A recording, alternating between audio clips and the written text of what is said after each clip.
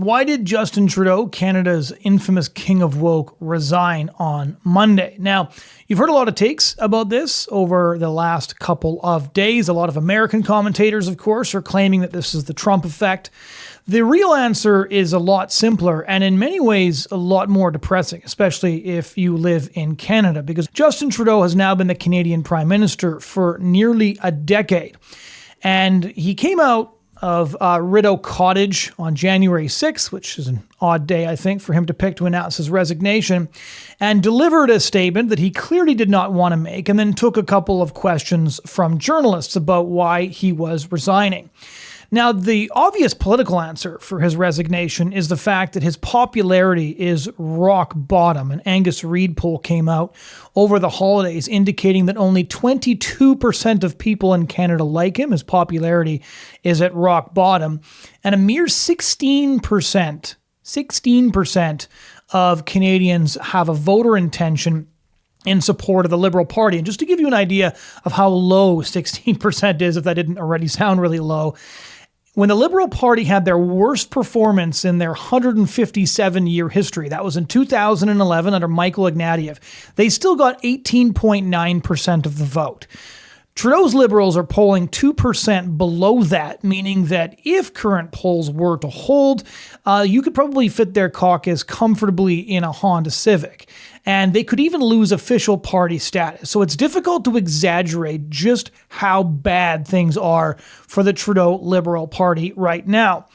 Now, to understand why Trudeau resigned, we've got to go back just a couple of weeks because, of course, all the drama that led to Monday's announcement began on December 16, when Deputy Prime Minister Chrystia Freeland, who's a truly terrible person in her own right, maybe if she runs, we'll do a podcast on her, she announced her resignation after Justin Trudeau had tried to shift her from the finance portfolio to a different portfolio. Now, as Justin Trudeau's government falls apart and limps from scandal to scandal, he's basically been engaging in a whole lot of cabinet shuffles, moving people from position to position in a desperate attempt to keep his government afloat. Most of the people that have been with him since the halcyon days of 2015 and 2016 have long moved on. Most of them have done so acrimoniously. He's fired a couple of very prominent female cabinet ministers, and including firing his previous Justice Minister Jody Wilson-Raybould because she refused to turn a blind eye to corruption, chucking former Finance Minister Bill Morneau under the bus. Morneau wrote a memoir nobody read after that, explaining what it was like to work with Trudeau. And Trudeau's sort of Herculean hubris meant that he was caught totally by surprise when Chrystia Freeland decided that instead of just rolling over like he expected her to, that instead she was going to slip in the knife.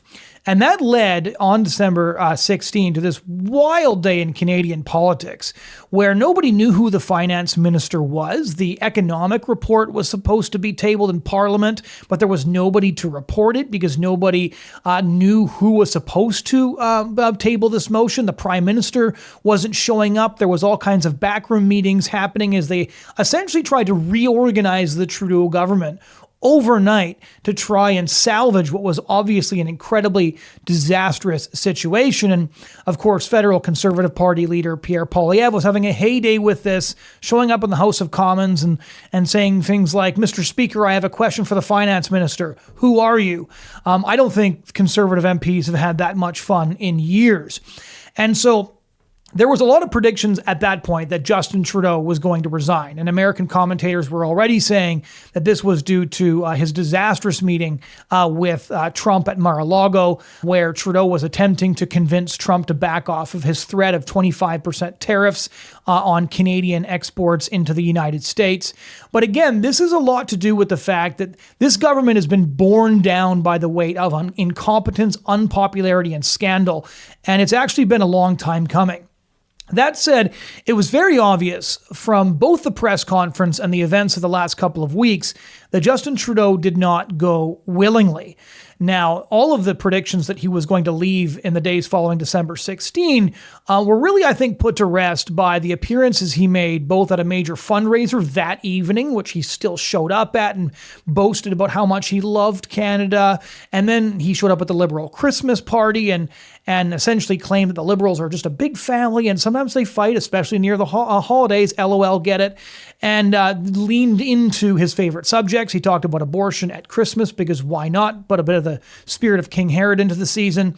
And so all of that made it pretty clear that Justin Trudeau, no matter what, was going to fight through, that he was going to face Pierre Poilievre in the next election. But over the holidays, the pressure started to ramp up. We saw his Atlantic caucus come forward and demand a leadership replacement.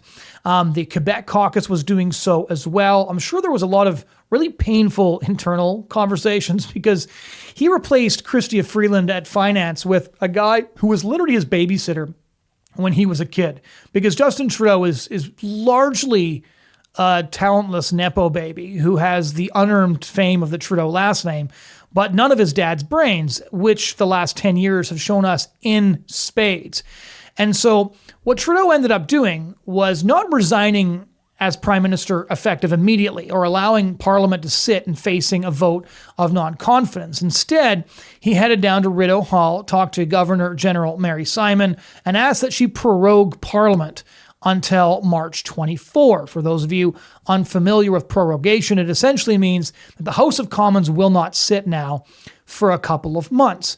That, of course, buys the Liberal Party enough time to host a hasty leadership race and swap Trudeau out with somebody that the Liberal Party hopes will help salvage something of the Liberal Party at the end of next election. Because, again, the Liberal Party is in really, really rough shape. And they were in pretty rough shape when Trudeau and his crew took it over back in 2014-15. Now it's in even worse shape than when Trudeau took it over. And what they're desperately hoping is that if they get rid of Trudeau, who's been the lightning rod and, of course, the incompetent captain of the ship, and they replace it with Mark Carney, who's already declared that he's going to run for Liberal leader, or perhaps the former premier of British Columbia, Christy Clark, who may arrive just in time to be a Kim Campbell. Hopefully, if one of those is at the helm instead, that they'll ward off at least the severest electoral drubbing that it looks like Canadians are just itching to give them. Now, a lot of commentators have already pointed out, but I want to echo this, that it's an incredibly irresponsible time for the Liberal Party to be doing this. They're essentially putting the good of their own party over that of the country, which they've been doing for 10 years. But it's particularly egregious now, considering the fact that Donald Trump is going to be inaugurated as President of the United States on January 20, after which we are going to enter into what looks like a trade war, a tariff war. And we desperately need a Canadian who is both competent, but also has the confidence of the Canadian people and an electoral mandate to actually negotiate with Donald Trump and work out a solution that is best for both Canada and the United States. Instead, during this key period, the Liberal Party in shambles is going to be scrambling around trying to find a new face to put on this party, to find some lipstick to put on this pig, in the hopes that they can salvage a couple of seats in the upcoming election. So that's what Canadians are facing now. But let's kind of delve into what the Trudeau tenure looked like, because there's been quite a number of autopsies already, but I think a lot of these autopsies already miss some.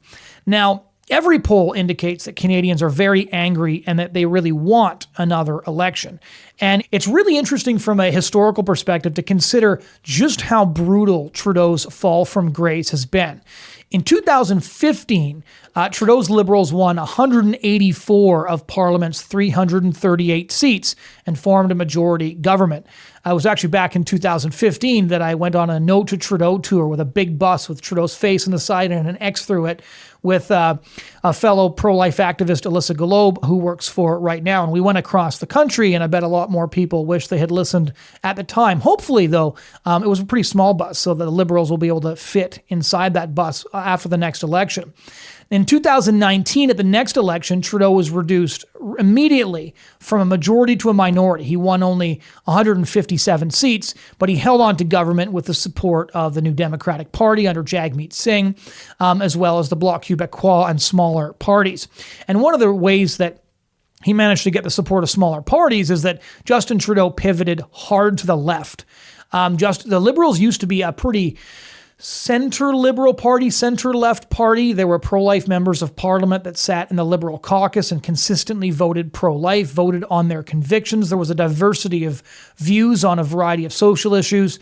One of the first things Justin Trudeau did is he purged all pro-life MPs from the caucus, or demanded that they vote pro-abortion or keep their mouth shut and stay home. And so the Liberal Party of today is not the Liberal Party that he led to victory in 2015. He's reshaped that party in his own image, and he's lost votes with every election since. So in 2019, he was reduced to 157 seats. And then in 2021, he did something that should go down in infamy as one of the ugliest and most cynical moves a Canadian Prime Minister has ever pulled. He called a snap election in 2021, bringing Canadians to the polls in the middle of a pandemic.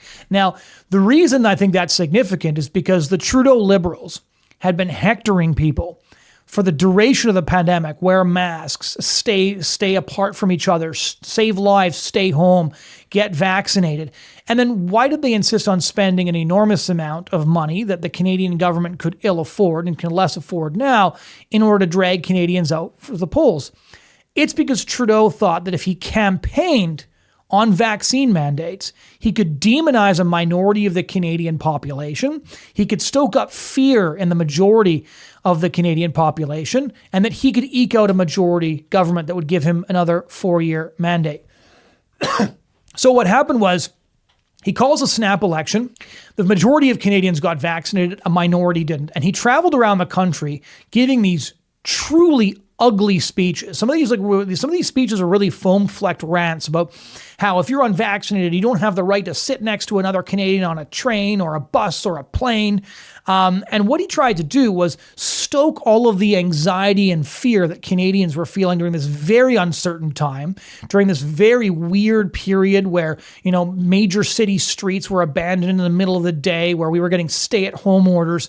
And Trudeau thought that he could use that fear and anxiety and he could turn it into anger towards a minority of Canadians.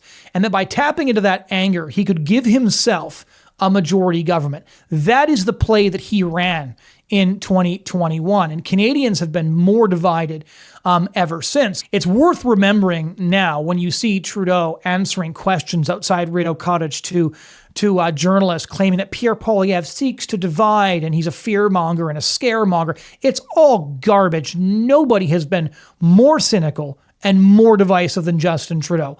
Obviously, every politician divides to a certain degree because they're trying to divide Canadians along ideological lines and drive up voter intensity amongst their people. That's part of the process.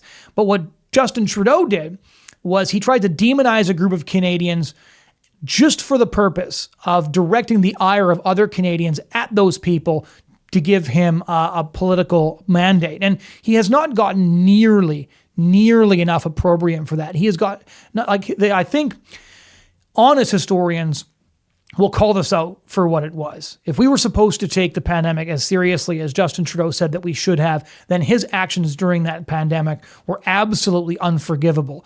And fortunately, Canadian voters didn't reward him much. He got 160 seats, so only up 3 seats after dragging us all through that election. He lost even a bigger share of the popular vote, meaning that Justin Trudeau has run for Prime Minister in 3 elections. He's only won the popular vote once, 9 years ago, and he's governed ever since with the help of Jagmeet Singh of the NDP, who is one of the most incompetent politicians in the country. I think most people pretty much agree that Jagmeet Singh will become eligible for his parliamentary pension in March, and that's one of the reasons he's refused to trigger a vote of non-confidence and bring down the government, because he doesn't want to risk losing his parliamentary pension. Now, even during the Q&A after Trudeau's resignation speech, he made it very clear that he's a fighter and that he doesn't want to resign.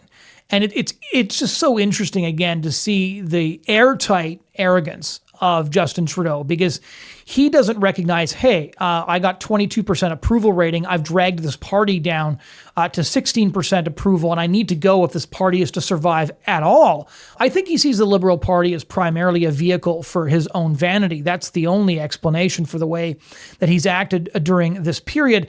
But I think it's another possibility that perhaps he thinks that his progressive credentials will get him through once again. When he called himself a fighter, he essentially said he wanted to head into the next election and fight Pierre Poilievre, but he can't fight the Conservative Party and internal divisions at the same time. So in other words, if the Liberal family around the dinner table will just shut up and let Daddy do his job, then maybe he'd be able to pull it off. But he can't do it while everybody's fighting.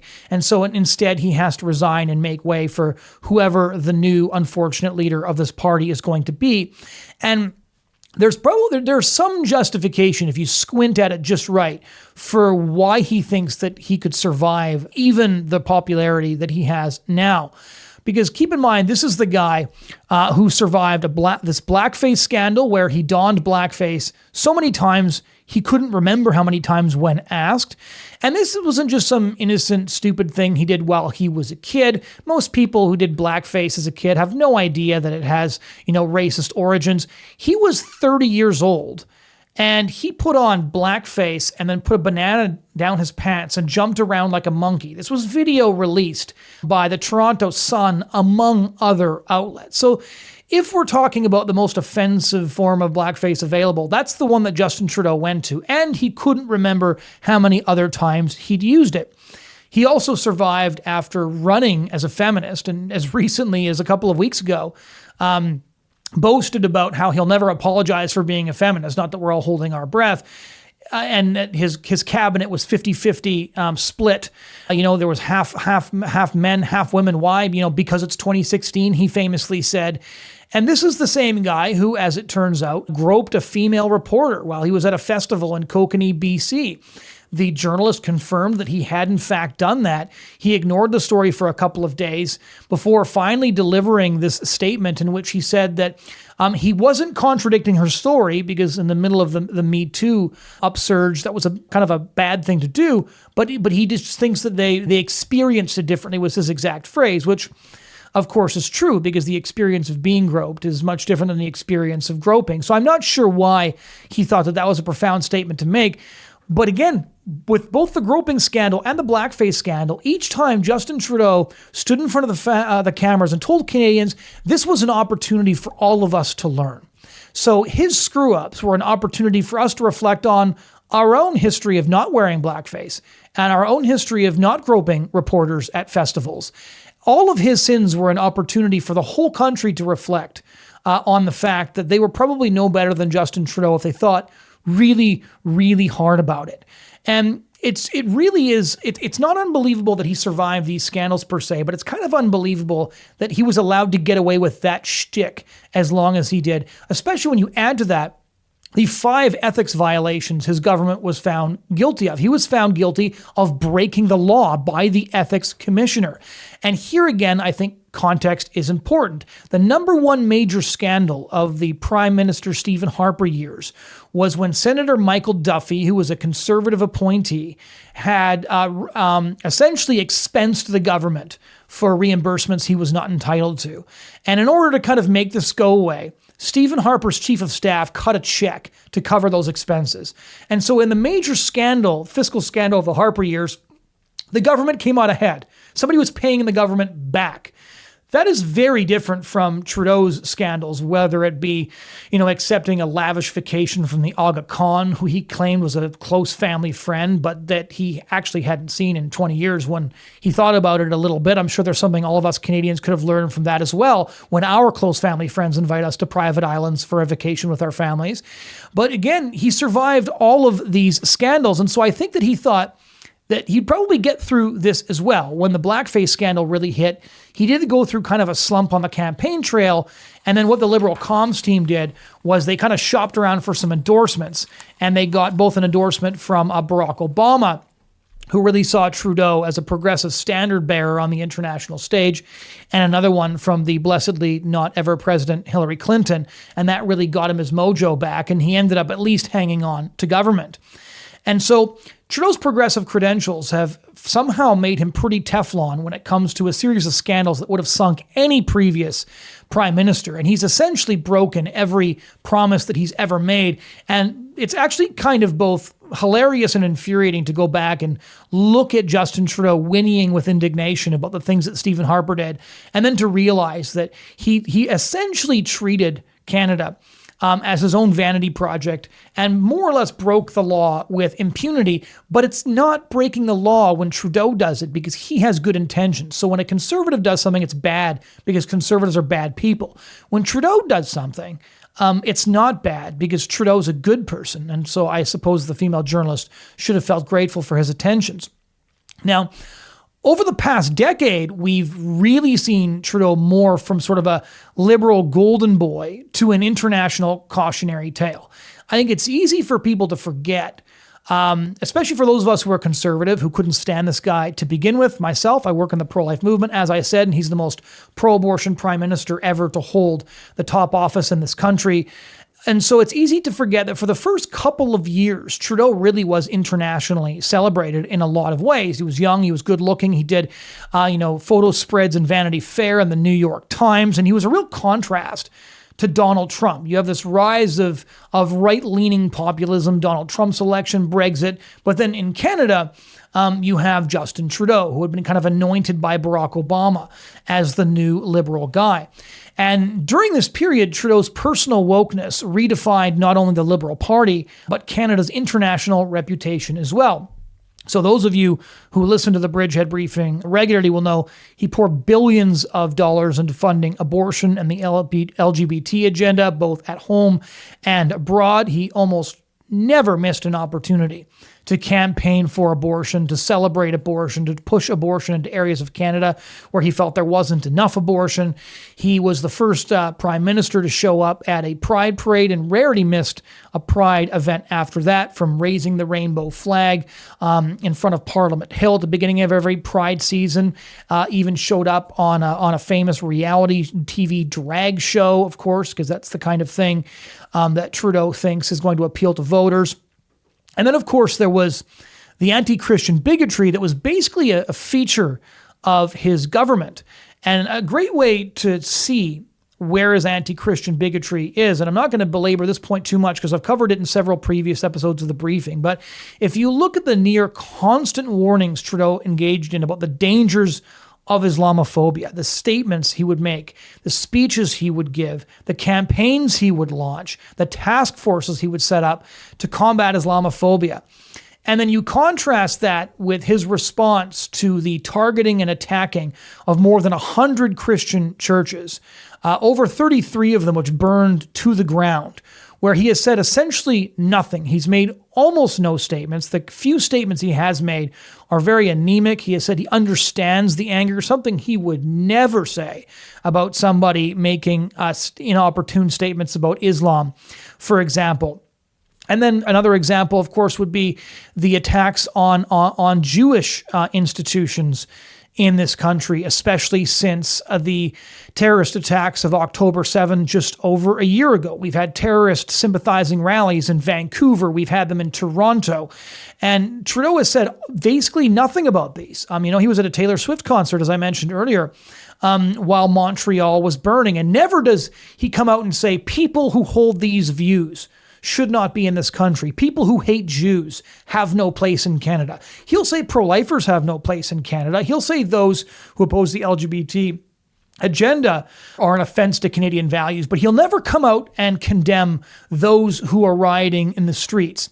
And this is despite the fact that pot shots have been taken at Jewish elementary schools, that synagogues have been vandalized, that Jewish people are finding themselves to be near constant targets for protesters who are virtually all Islamist, with a healthy dose of allyship coming from white progressives of the sort of stripe that Justin Trudeau himself adheres to. So all of this combined really gives you a sense of just how much Trudeau's personal wokeness has shifted Canada in a real way on the ground.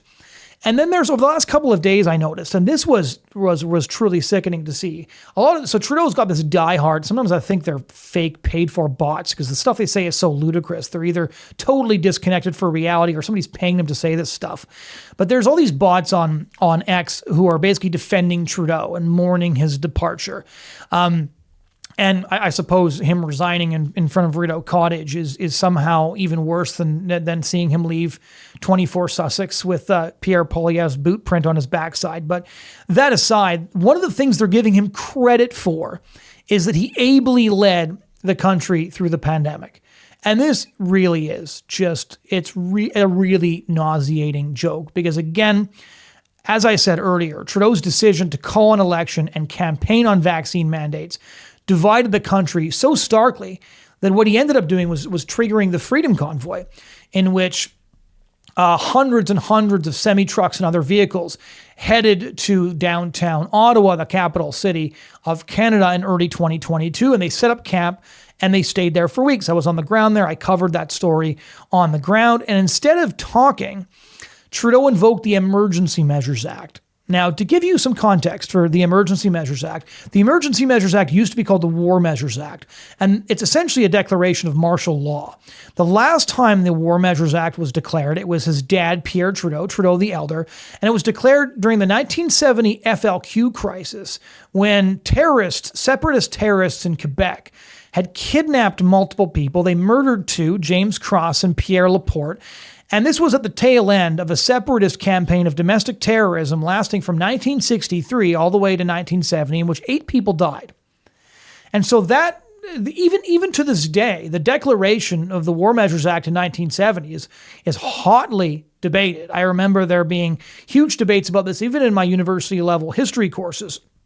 And so that's debated to this day. Well, Trudeau declared essentially the new version of the War Measures Act, the Emergency Measures Act, because of vehicular civil disobedience taking place in downtown Ottawa. And they tried desperately to smear these people as domestic terrorists. There was no violence whatsoever. There was not a single instance of scuffling, of punching, of assault, of guns turning up. No indication whatsoever that this was an insurrection or a far-right demonstration of any sort. And if there had been any evidence, it would have been on the front page of every Canadian newspaper in the entire country. Trudeau would have called press conferences. They would have talked about it. So the reason you know there was nothing is because if they'd had it, they would have talked about it incessantly. And yet he declared the Emergency Measures Act, and he sent in cops on horseback to clear the streets. That's what Justin Trudeau did. That is how he ably handled the pandemic. And when a federal Canadian court declared that he had violated the basic rights of Canadians, keep in mind, he also had their bank accounts frozen, essentially deeply damaging Canadian trust in their own institutions, their banking institutions. He said he disagreed with the court's decision. Now, why is that important? Because Trudeau is one of these guys who constantly claims to be defending norms, right? Disruptive guys like Trump, they are constantly challenging norms, but Trudeau is an upholder of norms. And so, therefore, questioning the judgment of a federal court, you might think, would be questioning norms. And if a conservative did this, he would be foaming at the mouth. But no, when Trudeau does it, it's fine. Why? Because Trudeau is a rule unto himself. And unfortunately, the rest of the country just happened to experience that differently. Trudeau's euthanasia regime as well has turned basically it's an international horror show. Canada was front and center during the debate in the UK with people pointing at Canada saying, look at what happened there. This is something that we need to avoid doing. And since 2016, when Trudeau's government passed their legislation on euthanasia, 60,000 Canadians have been euthanized. 60,000 Canadians have died at the end of a needle. Now, some of you may be thinking, well, euthanasia, assisted suicide, it's something people choose, and so this has nothing to do with Trudeau's Canada. Well, one, Trudeau's government set the eligibility standards and been relentlessly trying to expand them ever since. The initial legislation in 2016 has now been far exceeded, and the Trudeau government tried for several years to expand the eligibility requirements to include mental illness as a sole motive for assisted suicide. But now there's been international stories, almost weekly, that Canadians have been euthanized because they can't access the healthcare they need, including people who could not get treatment for the cancer that was treatable and waited so long eventually they opted for a lethal injection instead. Canadians who got euthanasia because mental health supports are unavailable. There's Canadians who have written posthumous letters to newspapers saying, I would have stuck around if there had been more care, but I simply could not get the care that I need. Canadians have been euthanized because disability assistance in this country is almost impossible to get. Reports of impoverished Canadians desperately opting for assisted suicide actually prompted the far left-wing Toronto Star newspaper to dub this regime, quote, Hunger Games style social Darwinism. Give you one more statistic to really highlight this point and highlight the fact that when Pierre Poilievre says everything is broken, he's not far off. Around half of the 15,300 people who opted for assisted suicide in 2023 cited fear of being a burden as one of their motivations for accepting a lethal injection. Fear of being a burden. Now, Canadians are notoriously apathetic because Canada is a multicultural or very balkanized country in many ways, and many communities are looking primarily at their own interests. And thus, Canadian politicians can actually get away with a lot more than American politicians can. And they can get away with a lot more than politicians in other countries.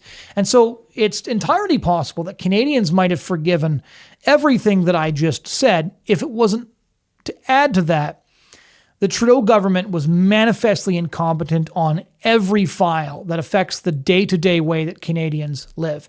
There was a journalist from the National Post who commented, it's really easy to write these long-form analyses of why is this broken in Canada and why is that broken in Canada. But the really simple explanation, actually, is that there was an enormous number of people who simply didn't know how to do their jobs in charge of really important portfolios, starting at the very top with the boy Prince Justin Trudeau himself. Let's look at a few examples again. Canadians are now utilizing food banks in record numbers. Millions of people were using food banks last year. In March of 2024, there was over 1 million people that used food banks. The 2024 numbers show a 90% surge in Canadians using food banks since 2019 because the cost of living has gone so high. The cost of living that Chrystia Freeland called a vibe session.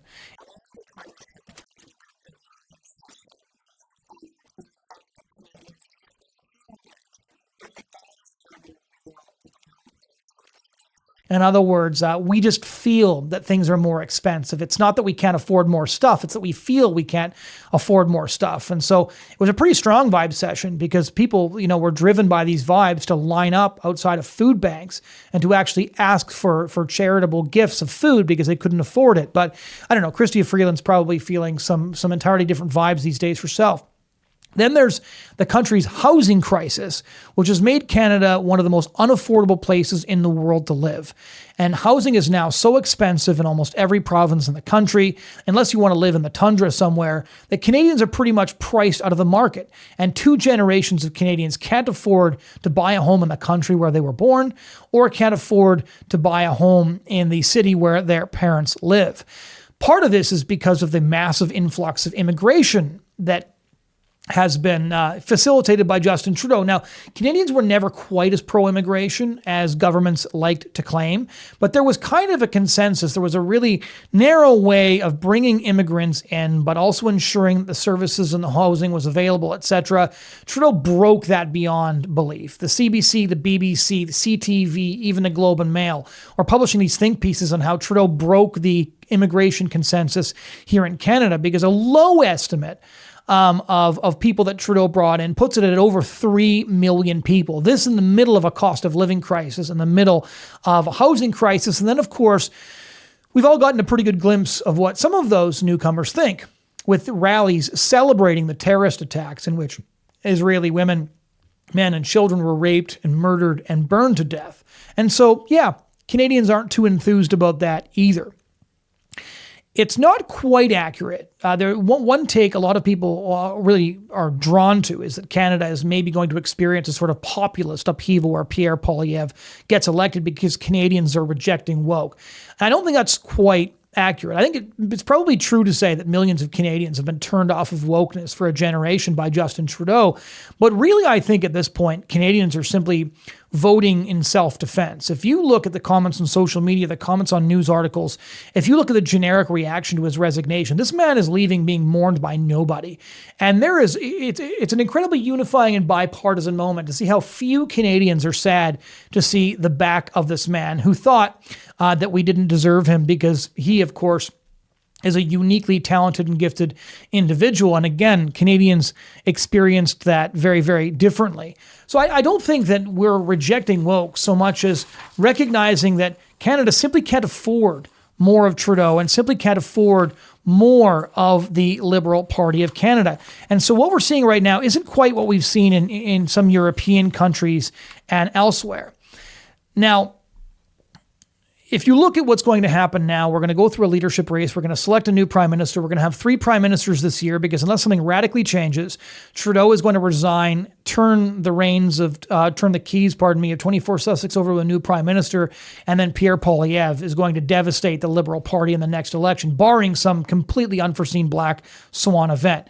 In the meantime, to conclude this, though, Trudeau leaves 24 Sussex utterly unburdened by the love of Canadians, the respect of his international counterparts, and the dignity of even moderately competent leaders. And he no doubt hopes, when he looks back, that defining images of his reign is going to be, pictures of him pressing the flesh on the rope line on a campaign rally, or maybe clutching desperately the Ukrainian president. But I think the defining image of Justin Trudeau's reign in Ottawa should be photos of police on horseback advancing on working class Canadian protesters in the snow in the shadow of the Peace Tower on Parliament Hill.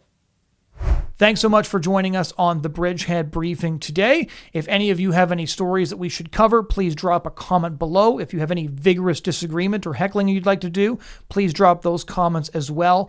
You can find our content wherever you download your podcast. And if you found this content helpful, please do share the video or like it. Thanks so much for listening.